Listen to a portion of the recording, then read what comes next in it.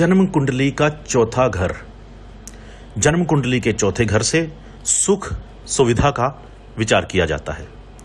आपके घर के रिसोर्सेज, कंफर्ट्स ऑफ लाइफ और प्रॉपर्टी, घर, मकान, माता, यह सब कुछ चौथे घर से देखा जाता है।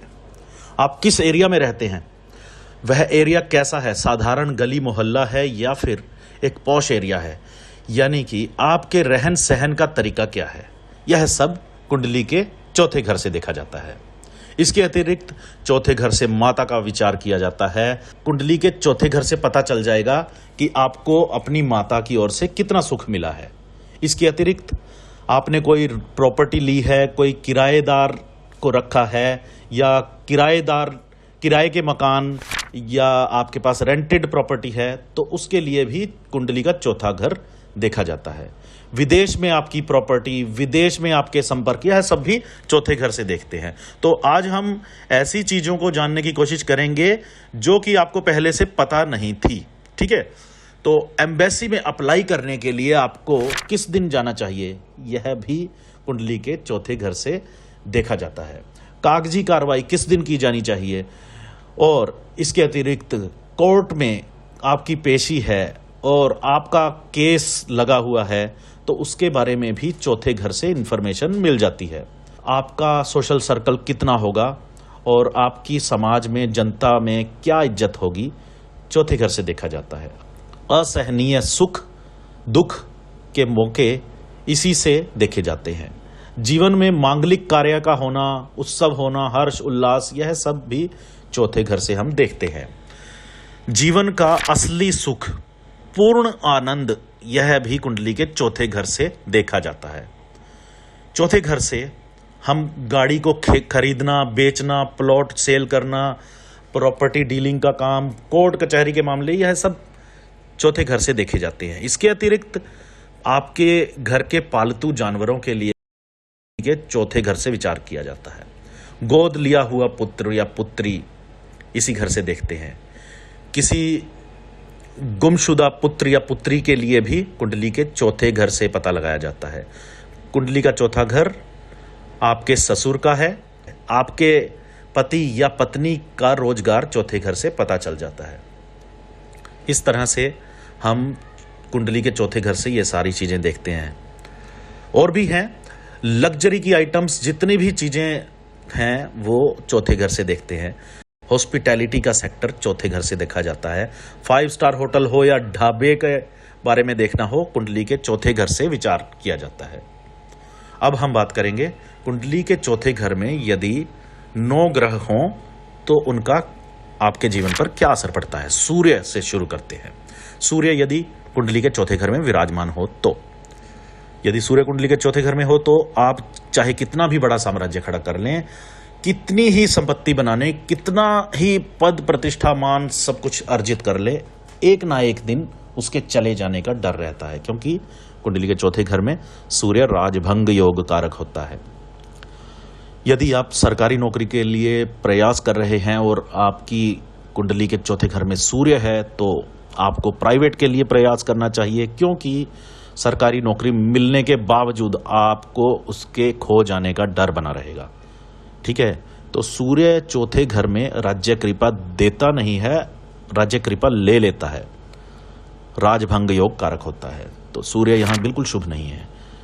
चंद्रमा कैसा है, आइए जानते हैं। चंद्रमा यदि कुंडली के चौथे घर में हो तो आपका जीवन खुशियों से भर देता है।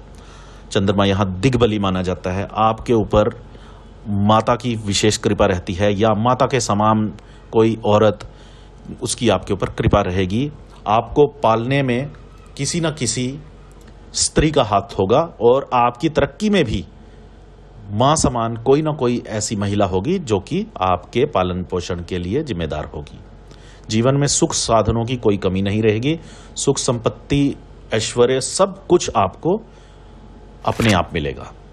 कुंडली के चौथे घर में यदि मंगल हो तो, मंगल यदि यहां हो तो आपके माता पिता, पत्नी, सभी को इससे खतरा रहता है। मंगल अशुभ ग्रह है, चौथे घर में इसका फल अशुभ होता है। माता पिता और पत्नी की आयु कम कर देता है। जैसे पत्नी कहा है वैसे ही पति की भी आयु कम कर देता है। दुर्घटनाएं बहुत होती हैं, एक्सीडेंट, सर्जरी, यह सब कुंडली के चौथे घर में मंगल से होता है। आपको बहुत सारा कैश अपने घर में नहीं रखना चाहिए यदि कुंडली के चौथे घर में मंगल है तो, क्योंकि उसके चोरी हो जाने का डर बना रहता है। तो आगे बात करते हैं, कुंडली के चौथे घर में बुध हो तो बुध यदि चौथे घर में हो तो सुख सुविधा बढ़ाता है। आपके पास ईमानदारी से कमाई हुई दौलत होगी। आप पॉलिटिक्स में जाएंगे और बहुत नाम कमाएंगे। इसके अतिरिक्त आप बहुत दान पुण्य भी करेंगे। कुंडली के चौथे घर में गुरु हो तो, यदि गुरु चौथे घर में हो तो आप उच्च कोटि के विद्वान कहलाए जाएंगे। आपका समाज में एक नाम होगा, आपको असीम शक्ति प्राप्त होगी, आपका आशीर्वाद भी किसी को मिलेगा तो वह व्यक्ति भी तरक्की कर जाएगा। यानी कुंडली के चौथे घर में बैठकर बृहस्पति आपको एक तरह की ब्लेसिंग देता है, जो कि आप दूसरे लोगों के लिए ट्रांसफर कर सकते हैं। आप दूसरों को आशीर्वाद दे सकते हैं, श्राप दे सकते हैं। आपके अंदर इसकी क्षमता होगी। आपके जीवन में कमाए हुए धर्म और पुण्य के प्रताप से ऐसा होता है।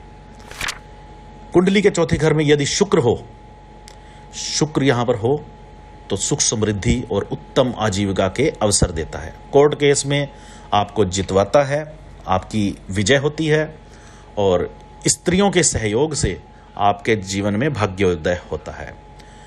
जीवन के 38वें वर्ष में किसी स्त्री की सहायता से आप तरक्की करते हैं।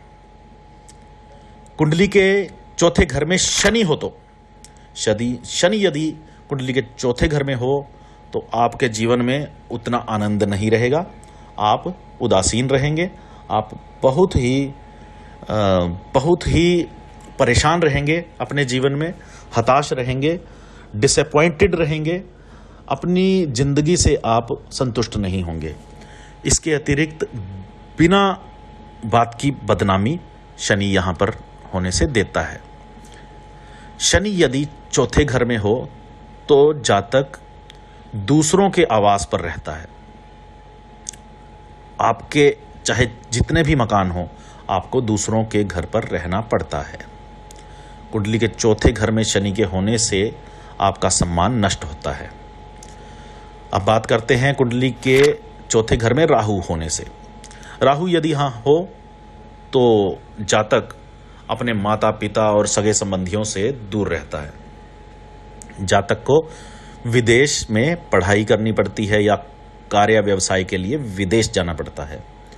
अपना घर होते हुए भी दूसरों के घर में किराएदार के तौर पर रहना पड़ता है। अपने मकान का सुख नहीं होता। राजनीति में भी जातक के जाने की संभावना रहती है जीवन के आखिरी हिस्से में। तो जन्म कुंडली के चौथे घर में राहु का होना शुभ है।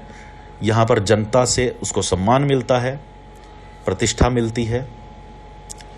अब बात करते हैं जन्म कुंडली के चौथे घर में केतु होने से क्या फल होता है। केतु यदि यहां हो तो उच्च कोटि का सुख मिलता है, यश, मान, सम्मान, कीर्ति, धन, धान्य सब कुछ मिलता है। इसके अतिरिक्त गूढ़ विद्याओं में जातक की रुचि होती है।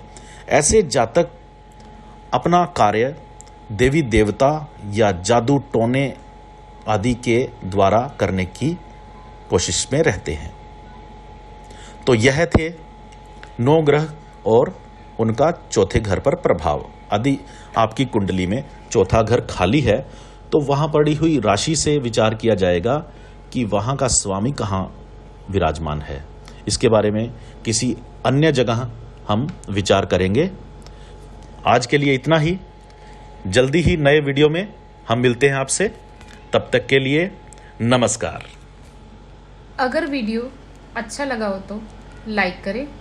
ऐसे वीडियो देखते रहने के लिए हमें सब्सक्राइब करें और हाँ, बेल आइकन दबाना ना भूलें। धन्यवाद।